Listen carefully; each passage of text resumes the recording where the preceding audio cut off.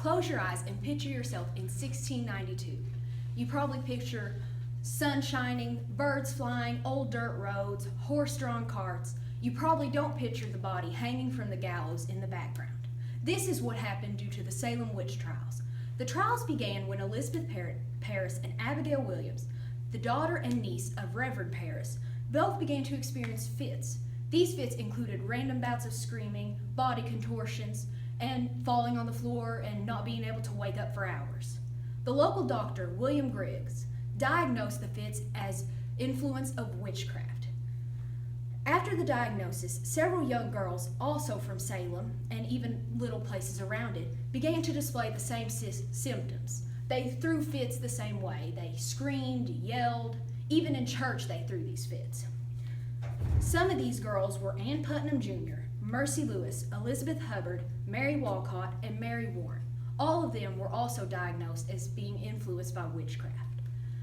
Then, after the influence came about, they began to accuse women of Salem as being witches. They told that the spirits of the accused came to them and tried to harm them, such as sticking them with needles and pins, tried to get them to sign the Black Book, which was the book of the devil's followers. By signing this book, you condemned your soul to the devil.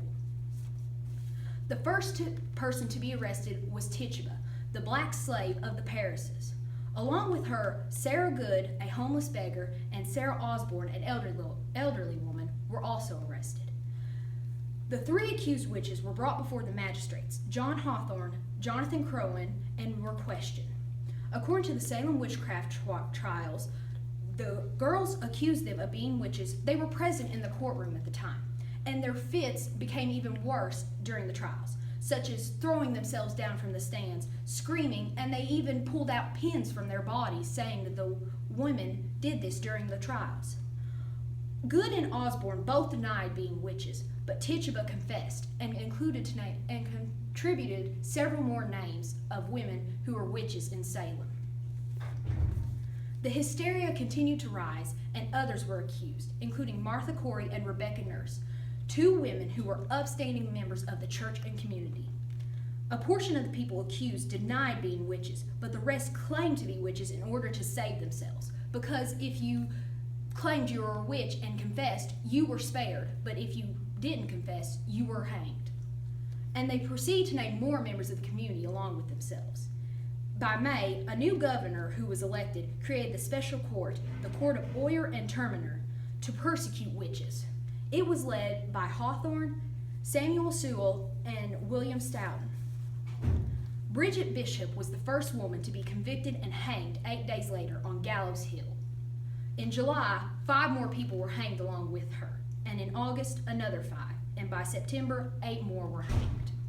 Giles Corey, the husband of Martha Corey, was crushed to death, which is where a person has stones piled onto their chest until they confess to being a witch. He refused and only claimed one sentence, more weight, until his chest collapsed and he died of his injuries.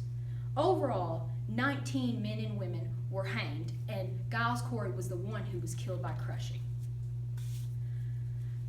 By this time of September 1692, public opinion of the trials had turned, and no support was shown by the public.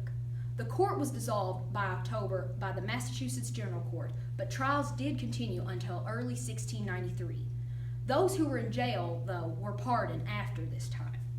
The state of Massachusetts has attempted to make amends with the families of the accused by providing financial restitution and even clearing the names of those who were hanged in 1711, but the damage was already done. Their families were lost, and there was no bringing them back. Judge Sewell gave public apologies, but still, that made no difference to the families. Now, portrayals of this has been done throughout time with plays such as The Crucible by Arthur Miller. That is one of the most known and well-liked portrayals of the Salem witch trials. History.com has stated that the Salem witch trials is a time of dark remembrance. Some of the pictures this is a painting of Bridget Bishop, who was the first to be hanged. Next is a picture of Giles Corey, who was crushed to death.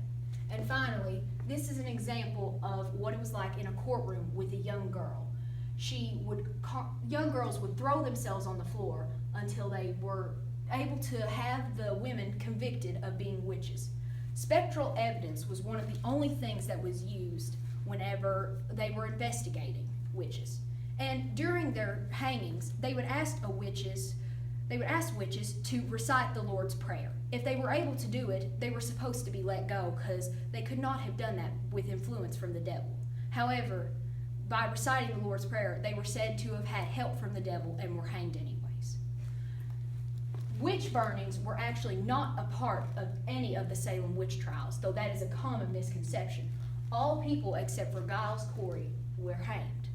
So, in turn, the Salem witch trials is a dark part of history that, yes, it needs to be remembered, but it does show the influence of humans and how their mind works.